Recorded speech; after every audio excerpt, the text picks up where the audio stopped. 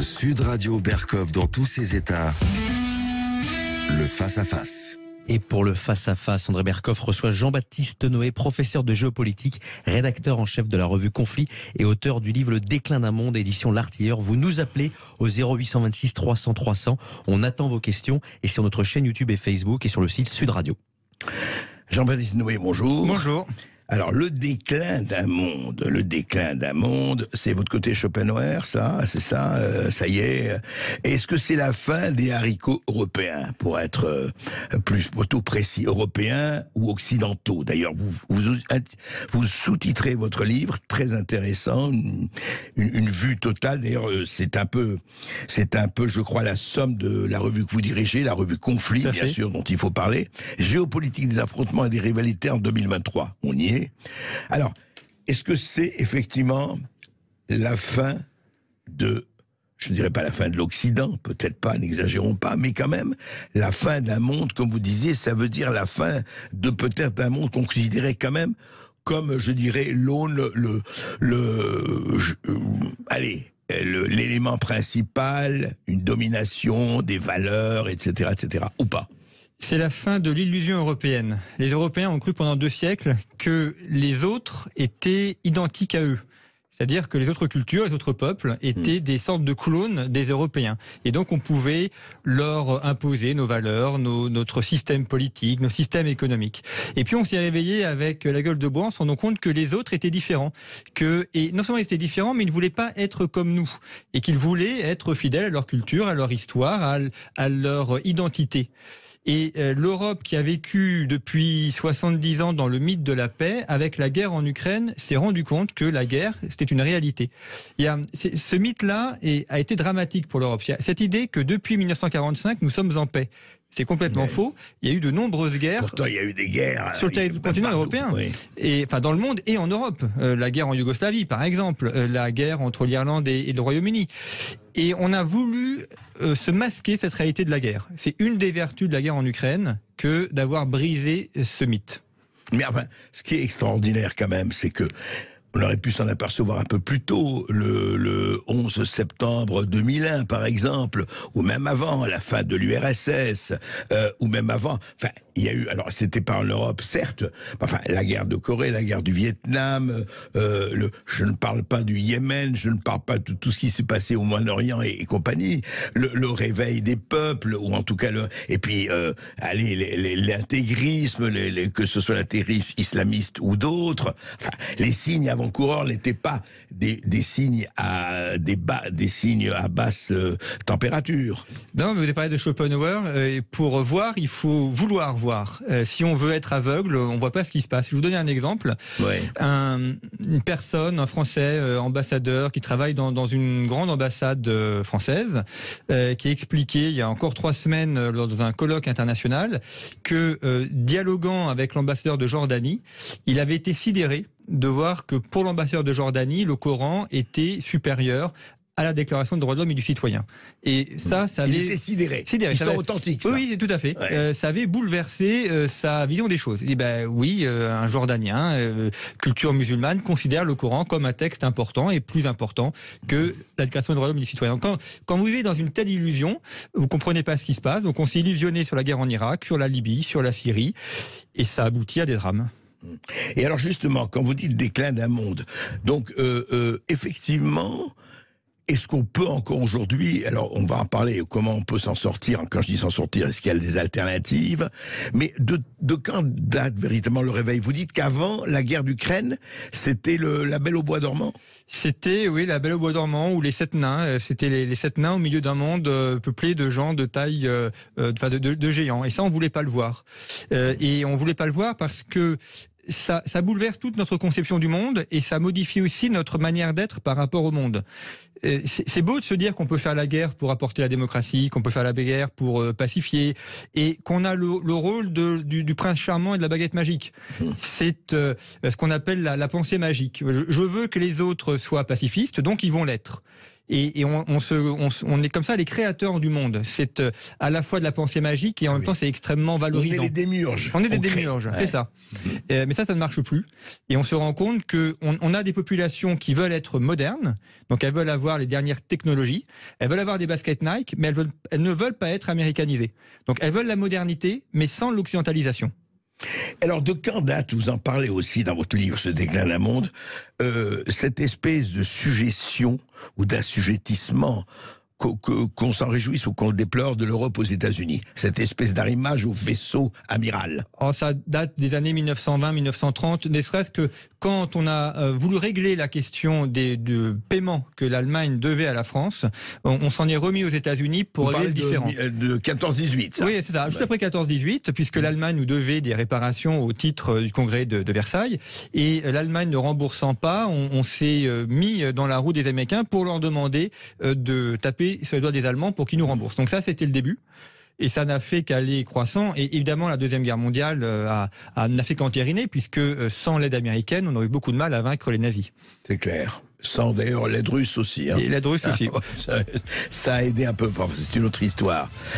On s'en reparle tout de suite après cette petite pause avec Jean-Baptiste Noé, Le déclin d'un monde. Ici Sud Radio. Les Français parlent au français. Je n'aime pas la blanquette de veau. Je n'aime pas la blanquette de veau. Sud Radio Berkov dans tous ses états. Et oui, Le déclin d'un monde, écrit par Jean-Baptiste Noé et les équipes de la revue Conflit qu'il dirige, revue très intéressante. Et puis ce livre justement qui décrit ce qui se passe. Alors, ces guerres, Jean-Baptiste Noé, il y a des guerres en plusieurs domaines. La guerre économique, la guerre militaire, en tout cas on la voit déjà. Vous citez la guerre du droit, la guerre du soft power. Alors, comment ça se décline et comment, en fait, le socle occidental, enfin le monde dit occidental, a été au fur et à mesure cisaillé? Alors d'abord, il a été essayé par lui-même. Je prends le cas de la France, on a pris toute une série de lois absurdes, dont on savait très bien que ça allait aboutir à des conséquences graves. Par exemple Par exemple, l'arrêt de Superphénix en 1997, que Lionel Jospin a fait pour grappiller 2% des voix en 2002, des écologistes. Et là, on a détruit une structure nucléaire extrêmement prometteuse, qui fait qu'aujourd'hui, on a les pénuries de l'hiver. Mais ces pénuries, elles ne sont pas dues à la guerre en Ukraine. Elles sont dues à 20 ans de destruction, de sabotage de l'industrie nucléaire, fait par les différents gouvernements français et fait aussi par les Allemands qui ont tout fait pour nous savonner la planche industrielle. Donc c'est d'abord un problème interne, parce que souvent on accuse les autres, on dit c'est les Chinois, c'est les Américains, oui ça c'est pour camoufler nos propres errements. En réalité c'est d'abord un problème interne, c'est comme quand on a une fiscalité délirante, eh bien les entreprises s'en vont, ou elles se créent pas. Donc c'est pas la peine d'accuser les Suisses. Ou elles se délocalisent.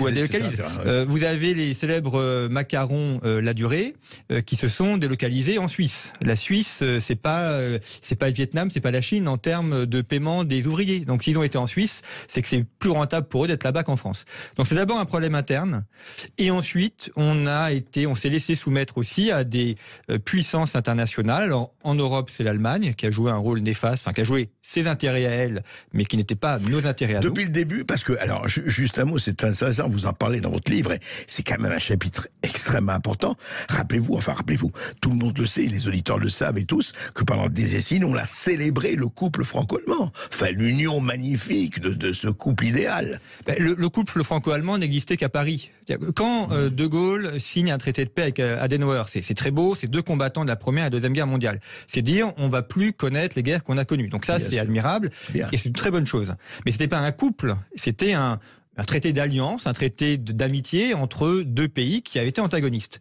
Et ensuite, on est rentré dans cette idée de couple qui est en fait une suggestion à l'Allemagne avec une fascination d'un grand nombre d'élites pour l'Allemagne, fait qu'aujourd'hui, les entreprises françaises font quasiment autant d'échanges économiques avec l'Italie qu'avec l'Allemagne. Ça décline un peu avec l'Allemagne et ça augmente avec l'Italie. C'est-à-dire qu'en termes d'économique, si les courbes se poursuivent, en quelques années, on sera à égalité avec l'Italie qu'avec l'Allemagne.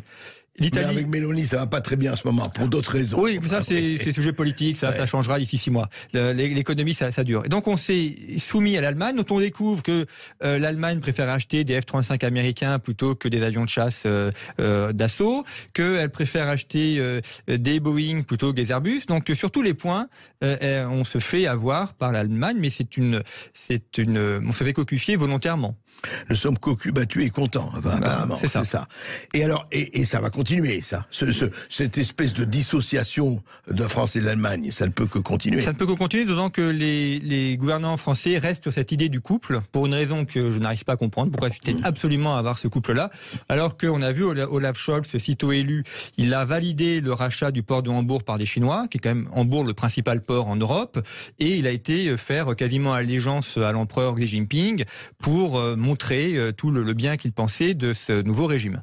Et on l'a vu comment l'empereur Xi Jinping, comme vous dites, l'a traité. C'était très intéressant. Et alors, au-delà de cela, est-ce qu'il y a aussi, parce que ça c'est très frappant, la dissociation aujourd'hui, vous avez vu les BRICS, l'Algérie même a demandé à BRICS, le Maroc fait des centrales nucléaires avec la Russie, etc., etc. Il y a quoi? C'est un désamour, une méfiance, une dissociation de tous ces pays vis-à-vis de l'Europe et même des États-Unis, on le voit aujourd'hui. Alors c'est une prudence de ces pays qui ont compris qu'il ne fallait pas avoir un seul fournisseur. Si on est dépendant des Européens, si un jour les Européens décident de vous mettre des sanctions économiques, vous êtes complètement mort. Donc c'est une prudence du Maroc ou de l'Algérie. On l'a vu avec la Russie. On l'a vu avec la Russie. Oui. Voilà, en disant il vaut mieux avoir différents fournisseurs. Comme ça, s'il y en a un qui a, ça se passe mal, on a les autres. Donc ça, c'est un élément de prudence de leur part. Sur le sujet nucléaire, comme on a démantelé notre industrie nucléaire volontairement, aujourd'hui on a beaucoup de mal à faire des centrales nucléaires. D'ailleurs les Polonais ont fini un contrat avec les Américains, et non pas avec EDF.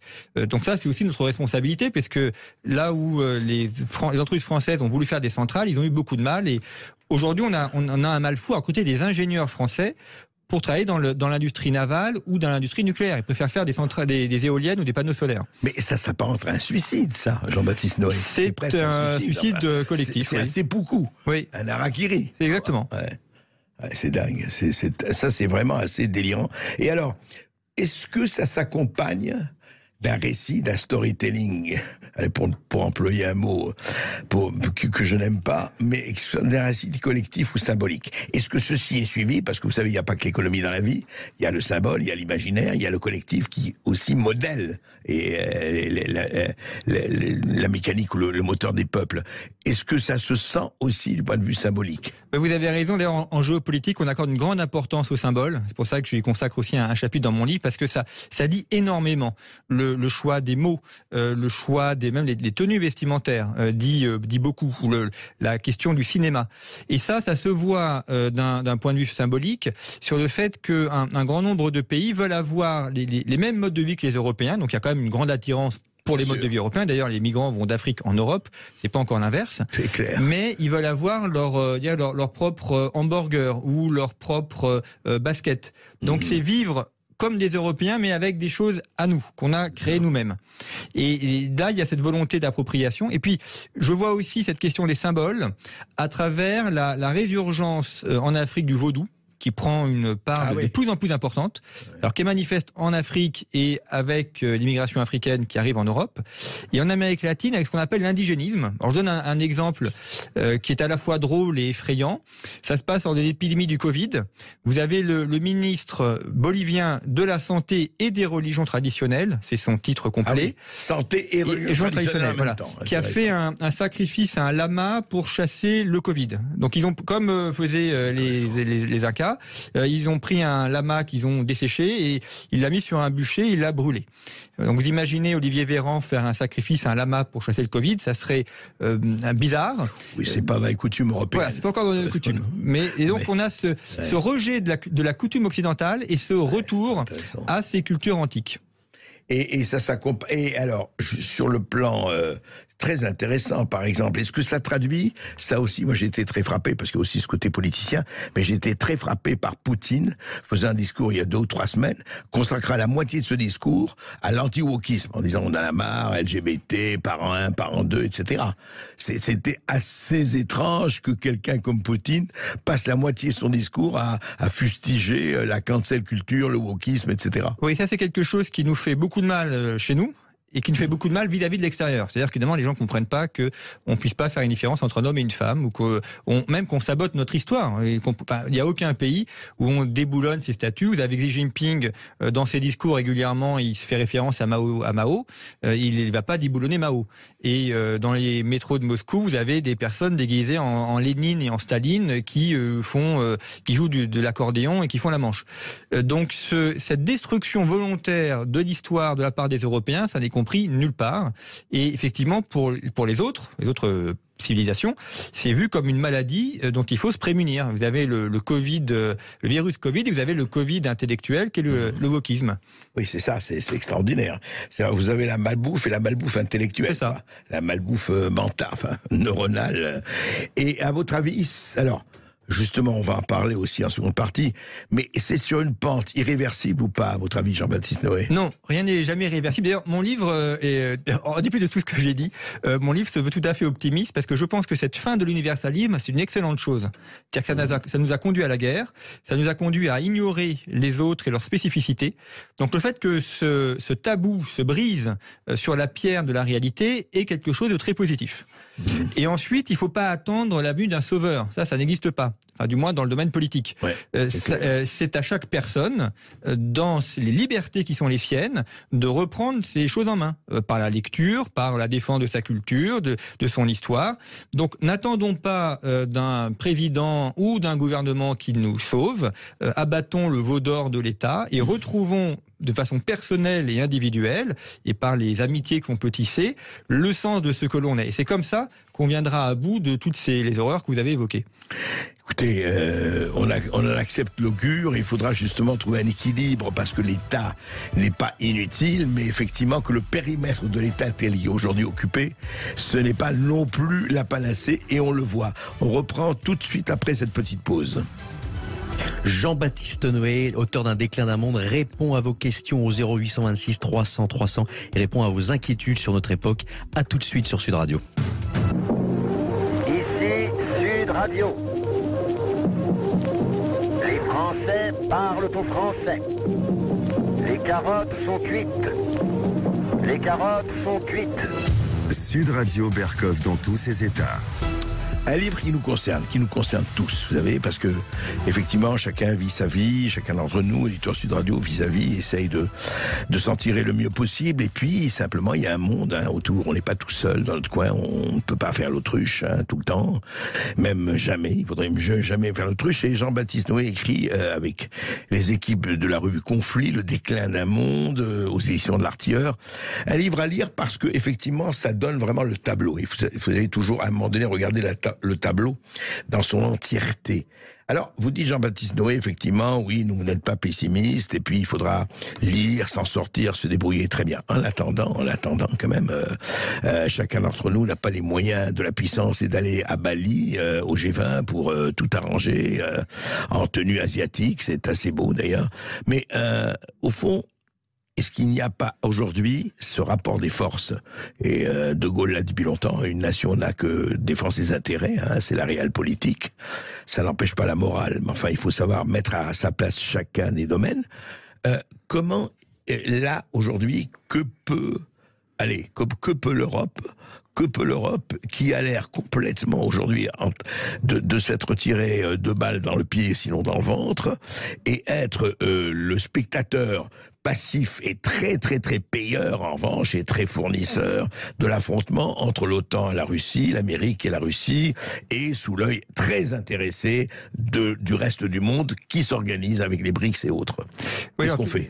Tout d'abord, il faut distinguer Union européenne et Europe, parce que l'Union européenne c'est une structure politique, l'Europe c'est une civilisation, c'est une ère géographique, et on voit que l'Union européenne elle est complètement impuissante dans la guerre en Ukraine.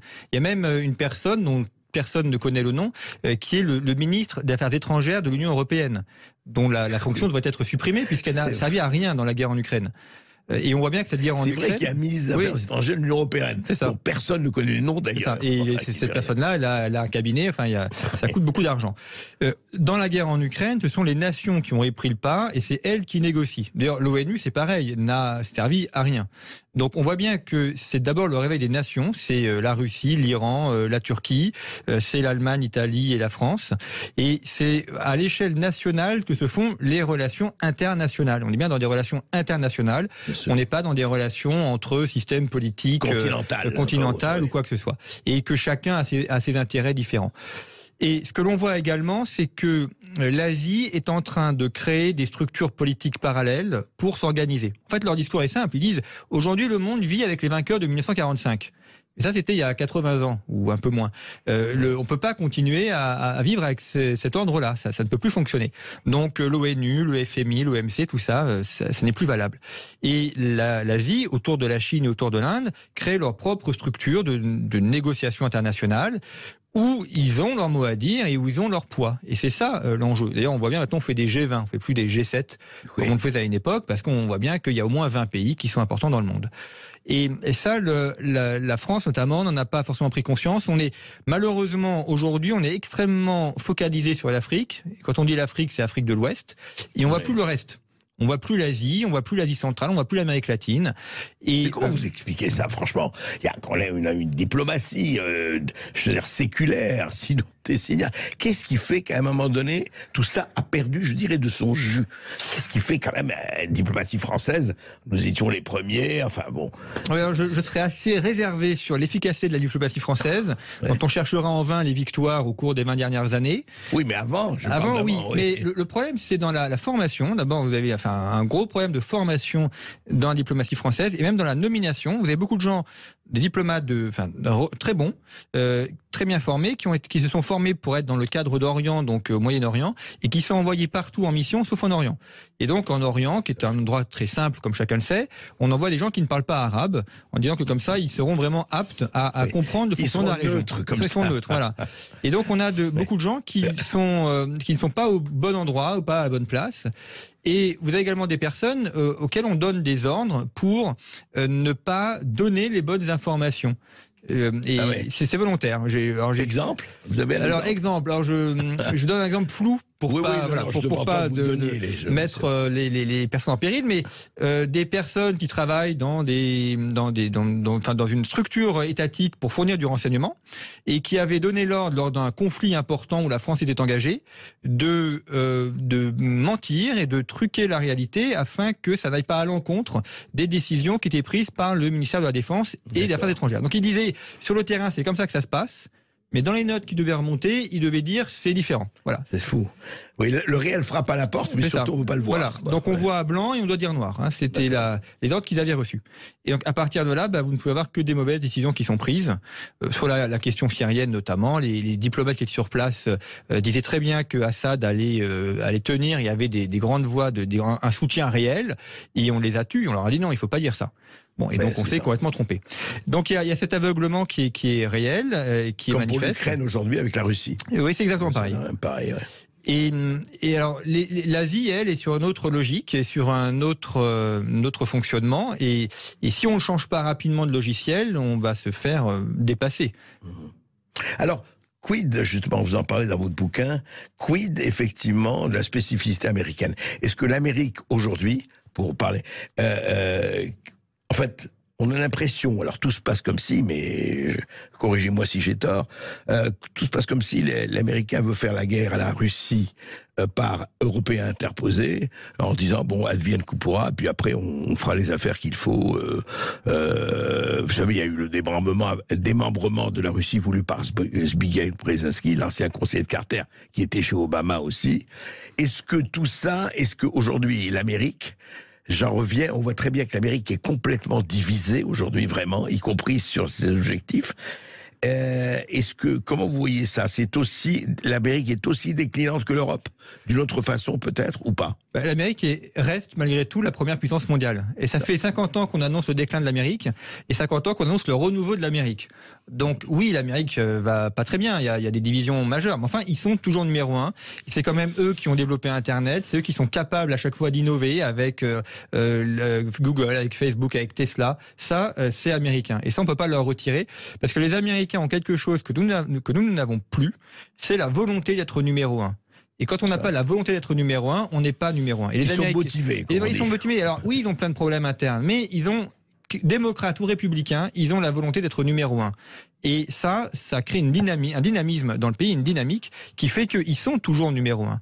Et même si la Chine est en train de monter, c'est quand même les États-Unis qui restent numéro 1. Peut-être pas pour très longtemps, on verra, mais enfin, ils sont toujours là. Et ça, on peut pas leur retirer. Et les Américains sont très doués aussi pour faire valoir leurs intérêts. Alors oui, effectivement, en Europe, ils se servent de nous comme d'un bouclier ou comme d'une épée en bois pour taper sur les Russes. Mais je dirais que c'est leur jeu. C'était à nous de refuser ça.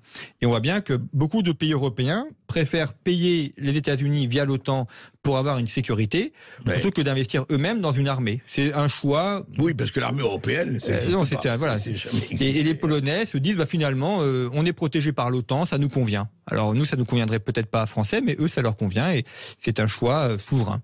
Bien sûr.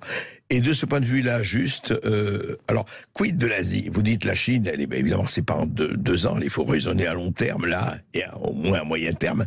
Mais est-ce que l'Asie peut devenir, effectivement, une puissance au moins aussi forte que les États-Unis? À brève échéance, enfin, à moyenne échéance. Alors, la Chine, c'est fort probable. Il y a aussi les autres pays dont on parle peu. Moi, il y a un exemple qui m'a toujours émerveillé, c'est le cas du Vietnam. Le Vietnam, il sort de la guerre d'Indochine et de la guerre du Vietnam complètement ruiné, complètement détruit. Et au lieu de tomber dans un discours victimaire habituel du pays fraîchement décolonisé en disant c'est à cause des États-Unis, les Vietnamiens ils se sont retroussés les manches, ils sont mis au travail. Et aujourd'hui, c'est un pays qui est tout à fait développé et qui peut tout à fait en remontrer à pas mal de gens dans le monde. Et ils ont même été jusqu'à... Et pourtant, qu'est-ce qu'ils ont été bombardés, massacrés, beaucoup etc. plus que probablement aucun pays au cours du XXe siècle. C'est ça. Et ils ont dit, oui, les Américains nous ont bombardés, mais on a intérêt à être alliés avec eux. Donc on oublie le passé, on oublie le napalm et toutes ces choses-là qui ont été terribles, et maintenant on fait du commerce avec les Américains et on se construit. Et le Vietnam est un pays qui compte aujourd'hui dans un grand nombre de secteurs industriels. C'est sûr. Je pense qu'on a un auditeur déjà, on va continuer la discussion. On reçoit Jean-Paul de Draguignan. Bonjour Jean-Paul. Bonjour Jean-Paul. Oui, bonjour André, bonjour à votre invité. Bonjour. Je voudrais vous poser une question, monsieur. Oui. Ne pensez-vous pas que l'idéologie que l'on vit et qui, pour moi, que l'on subit actuellement en France et peut-être dans d'autres pays d'Europe, mais moi je vis en France depuis 60 ans et j'observe quand même ce qui se passe dans notre pays, ne va pas finir par devenir un véritable danger pour notre pays et pour l'Europe en général. J'ai l'impression que l'on vit dans un pays où nos dirigeants ne pensent plus au bien commun, à l'intérêt commun, c'est-à-dire avant toute chose, malgré tout, à l'intérêt des Français et au-delà à celui de l'Europe, mais uniquement aux intérêts de quelques-uns, notamment eux-mêmes, et qui sont prêts à se servir de tout. On le voit bien, même d'ailleurs, en ce moment, le président de la République et les ministres abondent dans le sens tantôt des LR, tantôt de la France insoumise. On ne sait plus, en parlant vulgairement, à quel sens se bouer. On ne sait pas où l'on va. J'ai l'impression que l'on est dans un TGV lancé qui n'a plus de frein. Voilà. Alors, oui, merci Jean-Paul. Où en est-on? Vous avez tout à fait raison. Et cette idéologie est un danger pour aujourd'hui, et on en voit les ravages, notamment sur la jeunesse, qui est, c'est pas de sa faute d'ailleurs, elle est victime de ça. Et le fait, par exemple, qu'on refuse de leur apprendre à lire et écrire correctement, c'est un vrai problème. Et il peut pas y avoir de nation développée d'ailleurs sans jeunesse bien formée. Donc vous avez raison. Et en fait, c'est une sorte de technostructure qui voit d'abord la survie de ses propres intérêts avant de voir la survie et le développement du pays dont on lui a confié les rênes et le gouvernement. Est-ce que justement, Jean-Baptiste Noé, par rapport à ces signaux forts et ces signaux faibles qui existent dans de ces déclins d'un monde, Après tout, on pourrait vous dire, mais attendez, bon, c'est vrai, on a été construit sur Rome, Athènes et Jérusalem, l'Empire romain, l'Empire austro-hongrois, l'Empire français, l'Empire britannique, etc., etc. Mais enfin, les empires comme les civilisations, elles naissent, elles meurent. Il y a les chocs des civilisations, on en a parlé, avant la fin de l'histoire, hein. Fukuyama et Huntington, on va pas revenir là-dessus. Mais après tout, bon, bah écoutez, hein, les hommes, les générations meurent, les dinosaures sont morts, et puis, certains mondes aussi. Et après tout, c'est comme ça. Oui, alors les structures politiques peuvent disparaître. L'Empire romain a disparu en tant qu'empire, mais on va dire l'hellénisme ou la romanité n'a pas disparu. Nous sommes, nous, Français, des Grecs et des Romains, dans notre architecture, dans notre philosophie, dans notre littérature. Donc oui, la cité athénienne n'existe plus, l'Empire romain n'existe plus, mais nous, Européens, nous sommes dans la continuité de la Grèce et de Rome. Et la Grèce et Rome continuent à vivre à travers nous. Et l'Empire austro-hongrois n'existe plus en tant qu'empire, mais Vienne est toujours là, la culture viennoise est toujours là, on écoute toujours la musique. Et mais ce n'est plus l'influence, le rayonnement, la puissance, la superpuissance. Non, parce que, encore une fois, il y a un refus de ce genre de choses. Il y a un refus, ne serait-ce que de transmettre notre histoire, aux plus jeunes d'ailleurs. Ouais. Et c'est un suicide volontaire. Est-ce que nous avons des auditeurs ? Nous avons des auditeurs que l'on prendra après la pub. Et chers auditeurs, vous avez le temps de la pub pour nous appeler au 0826 300 300 et poser vos questions à Jean-Baptiste Noé, auteur d'un Déclin d'un monde, qui est là pour répondre à vos questions. À tout de suite. Ici Sud Radio. Les Français parlent au français. Je n'aime pas la blanquette de veau. Je n'aime pas la blanquette de veau. Sud Radio Berkov dans tous ses états. Chers auditeurs, c'est votre moment et on reçoit tout de suite Guillermo de l'Essonne. Bienvenue sur Sud Radio, Guillermo. Bonjour Guy. Oui. Oui, bonjour Monsieur Berkov, bonjour Monsieur Noël. Bonjour. C'est pas mal des jours que je vous écoute et puis depuis un petit moment. Et bien j'ai deux sujets qui me tiennent très à cœur. D'abord, vous avez bien compris que mon prénom il n'est pas français, mais bon, je suis avant tout européen dans le bon sens du terme. Très bien. Et je me rends compte d'une chose qui est malheureusement la France, c'est un pays que j'adore, que j'aime, et dans lequel je vis depuis pratiquement 50 ans, on va dire. Ouais. Elle part en pièces, elle part en morceaux, elle se fait bouffer par tout le monde. Et je ne comprends pas l'inaction des dirigeants français vis-à-vis de ça, quoi. D'accord. Ensuite, il y aura un autre sujet aussi qui m'était très à cœur. Allez-y. Les DPC. Il y a plein des choses qui ont une valeur artistique, culturelle et historique en France et qui sont bradées, écoutez, à des pays qui ont énormément les moyens et qui peuvent s'acheter la France. Comme par exemple, vous pensez à quoi, exemple ? Les vignobles dans le Bordelais, des aéroports dans lesquels les Chinois, excusez-moi, je vais être très direct, ils ont des actions et une grande majorité des pouvoirs, d'ailleurs. Et puis, écoutez, l'industrie qui part en miettes, Oui, la France vendue à la découpe, quoi. La France vendue aux enchères. C'est ça. C'est ce que je constate malheureusement. Et ça m'attriste et ça m'épeine. Je me dis qu'effectivement, on a tout fait pour que l'Europe, elle ressurgisse d'une certaine manière. Et tout à coup, on se rend compte que ça va pas du tout, quoi. Quelque part, l'Allemagne avait dirigé l'Europe. Ça, c'est pas nouveau. Bien sûr, Guillermo, en tout cas, non, mais vous avez posé un vrai problème. Jean-Baptiste Noé. Je suis d'accord avec vous. Alors, en fait, on paye les conséquences de la haine anti-riche. C'est-à-dire que c'est bien de dire les riches, ils sont méchants, on n'aime pas les riches, mais il nous faut des gens qui ont de l'argent, ne serait-ce que pour entretenir les châteaux, dont la plupart des châteaux sont tenus par des privés. Vous évoquiez le cas des vignobles. Qu'est-ce qui se passe ? Bien, les frais de succession sont tellement élevés que quand vous avez des vignerons qui décèdent, les enfants sont très souvent obligés de vendre la vigne parce qu'ils n'ont pas les moyens de payer les frais de succession. Et comme il n'y a pas d'entreprise assez développée pour les racheter, eh bien, ils vendent à des entreprises chinoises qui se présentent. Donc toute cette mentalité de haine de l'entreprise, de haine des gens qui créent de la richesse, ça aboutit au fait que ça nuit à tout le monde parce qu'effectivement, vous avez des châteaux qui sont abandonnés, vous avez des entreprises qui sont vendues parce qu'on a détruit ce tissu industriel. Et ça, c'est le fruit de longues décennies de... Alors, vous avez tout à fait raison. Simplement, quand même, nuance, il y a riche et riche. Il y a des riches qui sont patriotes. Il y a les riches honnêtes, il y a les riches malhonnêtes. Il y a ceux qui ont gagné l'argent par leur travail. Il y a la racaille d'en haut et la racaille d'en bas. Il y a ceux qui l'ont gagné par le vol et ceux qui l'ont gagné par leur travail. Donc, non, moi, je parle des gens qui sont honnêtes et qui l'ont gagné par leur travail. Les malhonnêtes, ça, c'est autre chose. Mais et c'est pareil d'ailleurs pour la question du chômage ou de l'emploi ou de l'industrie. Pourquoi est-ce que beaucoup d'industries sont parties ailleurs ? Parce que il y a une fiscalité qui est très importante ou délirante, parce qu'on a un code du travail qui est compliqué et on en paye ensuite les conséquences, même si, malgré tout, on a un tissu industriel qui demeure encore extrêmement performant, mais il faut les aider par le fait d'avoir une politique qui soit pro-industrie pour qu'ils puissent se maintenir dans nos territoires. Et ça n'a pas été le cas. Lucien, qui a-t-on ? On accueille tout de suite Sandrine du Tarn-et-Garonne. Bonjour Sandrine. Oui, bonjour Sandrine. Oui, bonjour André, excusez-moi. Et votre invité, j'étais en train de réfléchir parce que c'était très intéressant ce qu'avait dit l'auditeur, les deux auditeurs avant. Oui.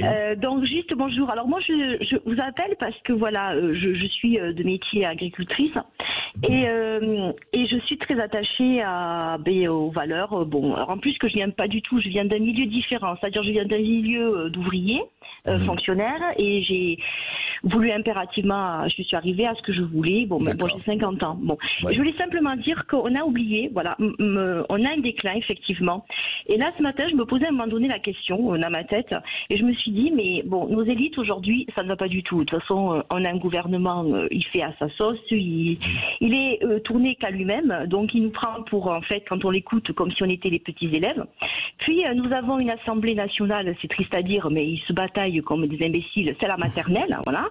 Et puis ça fait le jeu pour, écoutez, pour le président. Il est tout content, il est tout ravi. Et puis à partir de là, hop, ça passe, les lois passent. Et je me suis dit, des fois je donne des cours comme ça, de zootechnie à des pas, et je suis plus déjà depuis très longtemps le référentiel, parce que je me suis aperçu qu'il n'était pas du tout approprié, que rien n'est approprié. En fait, on fait tout pour, j'ai la sensation qu'on fait tout pour nous rendre vraiment complètement dépendants, amoindris, quoi. Voilà, on fait tout pour le rendre. Ouais. Et après, juste une question, ça m'a fait drôle parce qu'on parle de population, de civilisation. Alors, moi, je vis naturellement. Alors, on a des fois des clients de la Mayotte. Alors, ça m'a fait rire. Parce que, alors, de Mayotte qui viennent comme ça, vont chercher du lait. Et puis, ils m'ont vu travailler, puis ils ont dit, oh là là, les femmes chez nous, elles travaillent pas comme ça. Alors, j'ai dit, mais travaillez bien quand même, les femmes chez vous. Ouais. Oui, mais vous, ils trouvent qu'il y a un équilibre, ils ont trouvé qu'il y avait un équilibre entre le travail, parce que, bon, nous, on nous a appris, je veux dire, ce sont des valeurs qu'on a appris déjà à l'époque. Bon, j'ai 50 ans, on nous a appris à l'école. On nous faisait des fois la valeur travail, d'accord. Voilà, la valeur du travail, voilà. La valeur du travail qui est important, même, on le reconnaît, on gagne pas des fois des mille, mais voilà. Oui, mais alors votre question, Sandrine, c'est quoi? Pourquoi on a perdu la valeur travail? On a perdu cette valeur-là de travail, et que quelque part, c'est nous les citoyens, nous-mêmes les citoyens, qu'on va la faire revenir. C'est-à-dire qu'aujourd'hui, on n'écoute plus ces élites. Enfin, je suis désolée de dire ça, mais quand je les écoute, ça me fait rire. Et quand on a un qui est invité à... quand vous dites on n'écoute plus parce qu'on n'a plus envie de les écouter, parce qu'ils sont plus à la hauteur. Ils sont tellement complètement, je veux dire, hors sujet. C'est triste à dire, mais ils sont hors sujet. Alors Sandrine, justement, c'est intéressant parce que vous parlez de... Non, mais justement, est-ce que derrière tout cela, enfin, entre autres, il n'y a pas que ça, bien sûr, Jean-Baptiste Noé, est-ce qu'il n'y a pas la sécession des élites? On a beaucoup parlé de la sécession des élites. Ou alors, il nous faut des élites, mais les élites, c'est le collectif, elles ne remplissent plus leur rôle. Oui, on a besoin d'élites dans un pays, mais dans tous les domaines. Il faut des élites médicales, des élites en agriculture pour faire des produits d'excellence. Donc les élites, c'est pas que les élites politiques.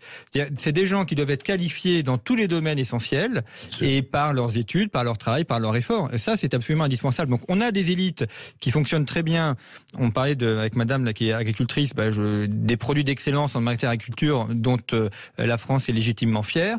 On a des élites dans l'artisanat, on a des élites encore dans le domaine scientifique et dans le domaine de la médecine. Ce qui pêche, ce sont les élites politiques. Ça, c'est un problème, c'est un vaste sujet, mais un pays a besoin d'élites et ne peut pas être puissant s'il n'a pas des gens qui, effectivement, sont bien formés et qui travaillent aussi. Et cette formation des élites, mais tout au long de la vie, pas simplement au début de l'école primaire, c'est un enjeu fondamental. Et cet enjeu n'est pas aujourd'hui rempli. C'est le moins que l'on puisse dire. Tout à fait.